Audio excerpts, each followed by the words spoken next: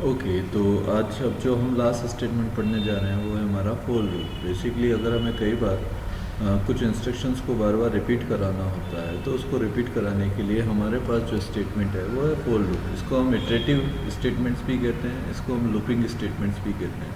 वैसे बेसिकली हर programming language के अंदर ये लूपिंग स्टेटमेंट्स होते हैं। ये लूपिंग स्टेटमेंट्स तीन तरीके के होते हैं, वाइल, डू वाइल और for loop.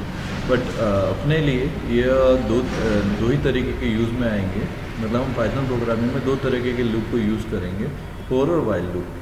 For loop basically हमारा काउंटिंग लूप कहलाता है और वाइल लूप हमारा कंडीशनल लूप कहलाता है। मतलब वाइल लूप हम ज़्यादातर वहाँ यूज़ करते हैं जहाँ पर हमें कंडीशंस के एग्जीक्यूट होने पे कुछ चीज़ों को रिपीट कराना होता है, कुछ इंस्ट्रक्शंस को रिपीट कराना होता है, तो हम वाइल लूप देखते हैं। अदरवाइज़ हम most of for loop use करते हैं। और इस बार जो 2021 का जो सिलेबस है उसके हिसाब से अपने केवल फोर लूप ही है, तो हम लोग यहाँ पे फोर लूप को समझेंगे, फोर लूप कैसे वर्क करता है, फोर लूप में इंस्ट्रक्शंस को कैसे डिफाइन करते हैं, और हम उसके एग्जांपल्स को देखेंगे ताकि हम फोर लूप को समझ जाएं। तो फोर लूप बेसिकली बहुत सिंपल लूप है। जैसा कि मैंने बताया, ये एक काउंटिंग लूप है। काउंटिंग लूप का मतलब होता है कि जब हम फोर लूप स्टार्ट करते हैं और उसमें वैल्यूज़ को डिफाइन करते हैं कि कितने टाइम एग्जीक्यूट होने पे कौन से स्टेटमेंट को एग्जीक्यूट करें, उनमें एग्जीक्यूट को स्टेटमेंट करता है। जब तक लूप ट्रू चलता है तब तक एग्जीक्यूट करता है। जैसे ही लूप एंड हो जाता है, वैल्यूज़ कैन बी प्रिंटेड और वैल्यू आउट हो जाए, मतलब लूप से फिर बाहर हो जाती है values, instruction can not be printed after that. तो फोर लूप जो है वो बेसिकली एक मतलब एक ऐसा स्टेटमेंट है जो इटरेट करता है, जो रेंजेस हमने दी हुई उस रेंजेस के अकॉर्डिंग उनको इटरेट करता है। तो हम लूप को समझते हैं। जब भी हम फोर लूप को यूज़ करेंगे तो उसका जो सिंटेक्स है वो हमें ध्यान रखना है। उसका सिंटेक्स ये है बेसिकली, क्या है फोर लूप का सिंटेक्स? फोर लूप का सिंटेक्स है, आपको पहले यूज़ करना है फोर लूप, ठीक है। एक मिनट, ज़्यादा हो गया, ठीक है, यूज कर लेते हैं।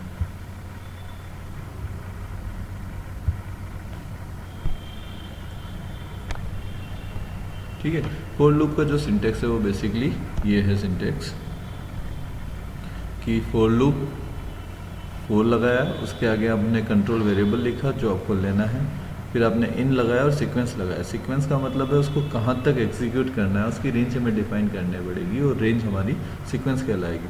उसके बाद में उसकी बॉडी बनेगी, ये उसकी बॉडी है। जैसे ये सेमीकोलन लगा हुआ है, सेमीकोलन के बाद इंडेंट होके उसकी बॉडी बनेगी। उस बॉडी में हम उस स्टेटमेंट को लिखेंगे जिसके एग्जीक्यूट होने पर जो एग्जीक्यूट होएगा, ठीक है ना, जिसको एग्जीक्यूट करना है वो एग्जीक्यूट होएगा, वो स्टेटमेंट हम लिखेंगे। मैं अभी एग्जांपल से समझाऊंगा आपको, नॉट एन इश्यू। तो एग्जांपल से हम समझ जाएंगे कि भाई कैसे हो रहा है। जैसे ये एग्जांपल है, program to print even number in a given sequence using loop. मतलब हमें एक लूप बनाना है जिसके अंदर हमें इवन नंबर प्रिंट करवाने हैं एक सीक्वेंस के अंदर। तो देखो, सबसे पहले हमने क्या लिखा, नंबर में हमने सीक्वेंस दे दी 1 2 3 4 5 7 8 9 10। 10 तक हमारी वैल्यूज़ दी हुई है। तो 10 तक वैल्यूज़ देने का मतलब है कि हमारे पास एक सीरीज़ हो गई जिसके अंदर हमने 10 वैल्यूज़ ले ली, ठीक है ना। अब इस 10 वैल्यूज़ को हम क्या करेंगे, एग्जीक्यूट करेंगे। तो एग्जीक्यूट करने के लिए हमें उन 10 वैल्यूज़ को चूज़ करना है, ठीक है। तो जैसे ये 10 वैल्यूज़ हो गई हमारे पास। अब हमने क्या, देखो सिंटेक्स क्या कह रहा था, फोर लिखा। फोर में ये NUM जो है ये हमारा एक वेरिएबल है। क्या है ये? वेरिएबल है, याद रखना। फिर लिखा इन क्यों लिखा? क्योंकि यहाँ पे हमारे पास सीक्वेंस दी हुई है। सीक्वेंस दी हुई है ना, ये सीक्वेंस है 1 2 3 4 5 6 7 8 9 10। इस सीक्वेंस के अंदर जब तक उसको नंबर मिलेगा तब तक वो उसको प्रिंट करेगा। जैसे ही उसको नंबर नहीं मिलेगा वो बाहर आ जाएगा, ठीक है। तो ये प्रोग्राम किसका है? इवन नंबर का। इवन नंबर कौन होता है? जो कि 2 से इक्वली डिवाइड होने के बाद उसका रिमाइंडर भी क्या है, 0 है। ये हो रहा है कंडीशन। तो हमने क्या लिखा, 4, हमने एक वेरिएबल बना दिया नम, जो काउंटर चलेगा। काउंटर कैसे? 0 1 2 3 4 5 6 7, जितनी वैल्यूज़ हैं उतने तक काउंट चलाएगा। तो वो हमारा होगा वेरिएबल। वो वेरिएबल किस में काउंट करेगा? उन वैल्यूज़ को जो हमने सीक्वेंस दी हुई नंबर वाली। तो उस नंबर में उसको सीक्वेंस मिलती जाएगी और वो रन करता जाएगा और हमारे पास प्रिंट आ जाएगा। तो एग्जैक्टली जो सिंटेक्स है उसको समझो। सिंटेक्स क्या है हमारा? सिंटेक्स ये रहा, 4, हम एक काउंटर वेरिएबल बना लेंगे, कंट्रोल वेरिएबल, जो काउंट करता जाएगा और चलता जाएगा। किस में से काउंट करना है, कितनी देर तक काउंट करना है, वो हमारी सीक्वेंस हो जाएगी, जो रेंज होगी। और नेक्स्ट कोलन साइन लगाने के बाद ना बॉडी जिसके हमें एग्जीक्यूट कराना है, स्टेटमेंट जो हमें एग्जीक्यूट कराना है, ठीक है। ये हमारा फोर लूप कहलाता है, ठीक है। तो फोर लूप बेसिकली सबसे इजी लूप होता है। इस लूप को हम इसी पर्पज़ से यूज़ करते हैं ताकि हमारा काम हो जाए। और फोर लूप को मैंने आपको बताया कि काउंटिंग लूप होता है। अगर हमें कंडीशनल लूप चाहिए तो कंडीशनल लूप हमारे पास कौन सा होता है? कंडीशनल लूप हमारे पास वाइल लूप होता है, जिसको हम यूज़ नहीं कर रहे हैं, ठीक है, क्योंकि हमारे सिलेबस में नहीं है। हमारे सिलेबस में क्या है? हमारे सिलेबस में केवल और केवल फोर लूप है। ओके, तो हम फोर लूप को ही देखेंगे। हम आगे चलते हैं। जैसे ये एग्जांपल आपको समझ में आना चाहिए। इसके अंदर फोर लूप के साथ में एक और हमारे पास, जैसे यहाँ पे हमने सीक्वेंस लिया था, ज़रूरी नहीं है कि हमारे पास हर बार सीक्वेंस हो। तो हम क्या करते हैं? फोर लूप को एक और फंक्शन के साथ यूज़ करते हैं। वो फंक्शन हमारा कहलाता है रेंज फंक्शन। इस रेंज फंक्शन का मतलब होता है कि एक रेंज हो गई जिसमें हम स्टार्ट से लेके एंड तक जा सकते हैं और उसमें स्टेप भी डिफाइन कर सकते हैं। स्टेप का मतलब है कि हमें सीक्वेंस को कैसे फॉलो करना है। जैसे एग्जांपल, हम 1 से 10 तक जाना है। 1 से 10 तक का मतलब 1 2 3 4 5 6 7 8 9 10 होगा, बट हम चाहते हैं कि उसमें जो प्रिंट आउट हो वो हमेशा 2 के बाद हो। ओके, तो 2 के बाद होने का मतलब उसका स्टेप क्या हो जाएगा? हर बार 2 हो जाएगा। तो जैसे 1, फिर नेक्स्ट 2, 2 + 1 3, फिर नेक्स्ट 2, 3 + 2 5, इस तरीके से स्टेप बढ़ जाता है। तो स्टेप क्या हो गया? आपकी एक वैल्यू जो उसको बढ़ा रही है, ये बढ़ा भी सकती है और घटा भी सकती है। ओके, तो रेंज फंक्शन जो है वो बेसिकली हम फोर लूप के साथ तब यूज़ करते हैं जब हमारे पास सीक्वेंस ना हो और हमें पर्टिकुलर एक रेंज के अंदर स्टेटमेंट को इटरेट कराना हो, रिपीट कराना हो, तब हम रेंज फंक्शन को यूज़ करते हैं। तो रेंज फंक्शन भी क्या है? बिल्ट इन फंक्शन है, ठीक है, जिसको हम यूज़ करते हैं इटरेटिव मेथड्स के लिए। और इटरेटिव मेथड में हम फोर लूप के साथ उसको यूज़ करते हैं। It is use to create a list containing a sequence of integer from the given start value up to stop value. Okay, तो इसमें और फोर वाले सीक्वेंस में क्या डिफरेंस है?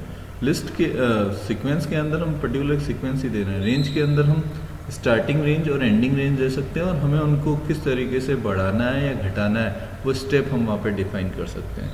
तो ये अगर हम डिफाइन करेंगे तो हमारी रेंज ऑटोमेटिकली वर्क करेगी और हम उसको लूप के साथ एग्जीक्यूट कर सकते हैं।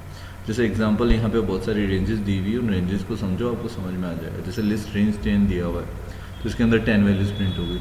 इसी तरीके से लिस्ट रेंज 2 और 10 दिया हुआ, अभी 2 से स्टार्ट होगा और 10 तक जाएगा। तो हमेशा याद रखना, रेंज का एक ड्रॉबैक और है।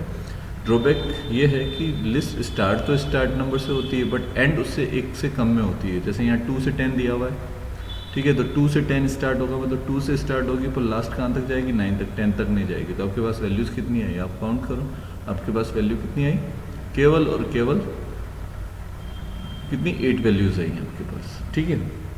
इसी तरीके से जो ये लिस्ट रेंज 0 35 30 और आपको दिया हुआ है 5, तो ये जो रेंज दी हुई है, अब इसको समझो क्योंकि इसको समझना आपके लिए इंपॉर्टेंट हो जाएगा थोड़ा सा। जैसे 0 30 और 5, यहाँ पे क्या हो रहा है? 0 से स्टार्ट करना है, ठीक है, कहाँ तक जाना है? 35 तक जाना है।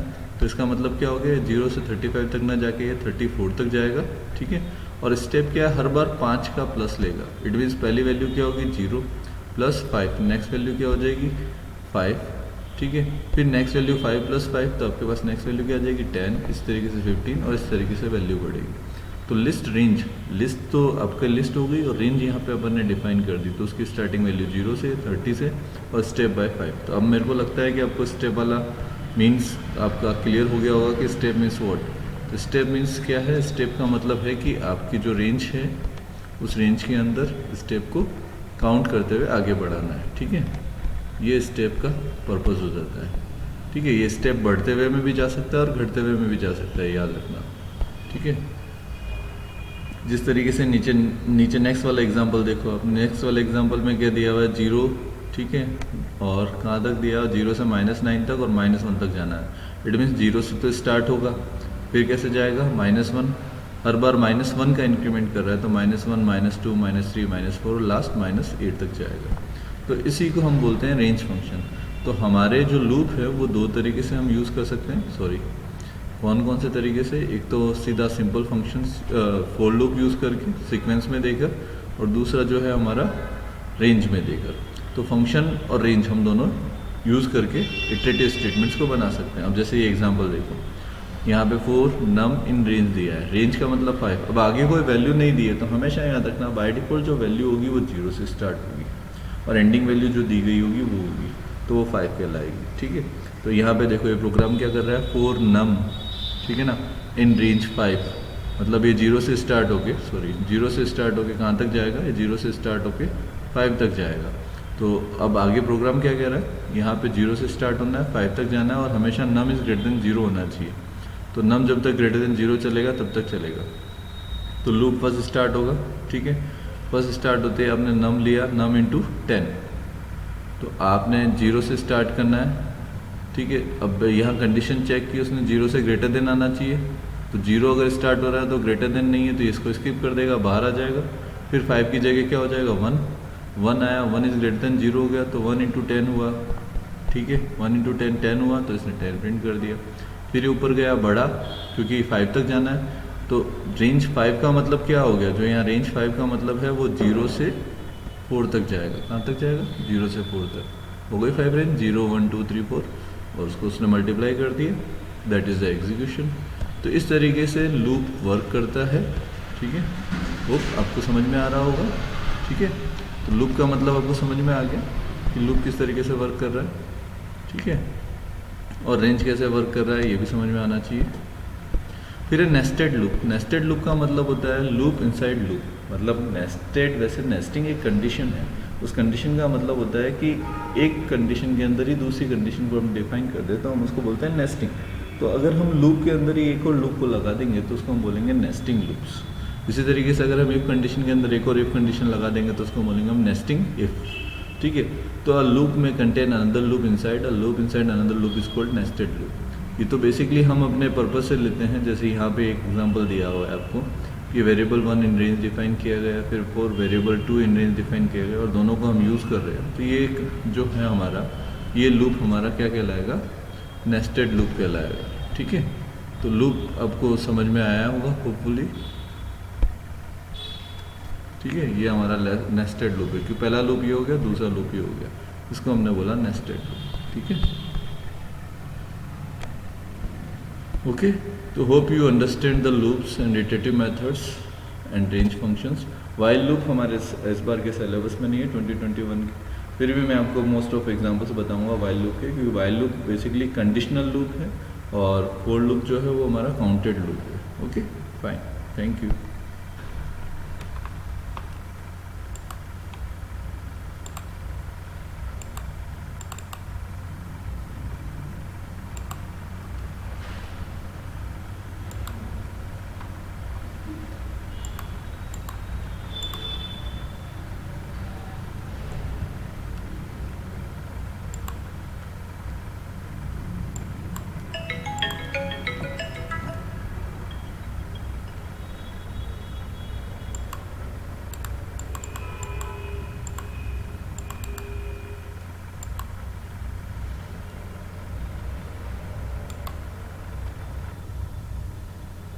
हेलो,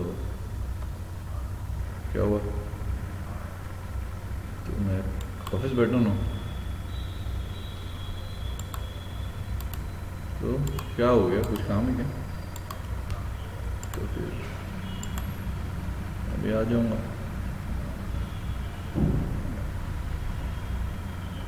हाँ तो ठीक है, आ जाऊँगा।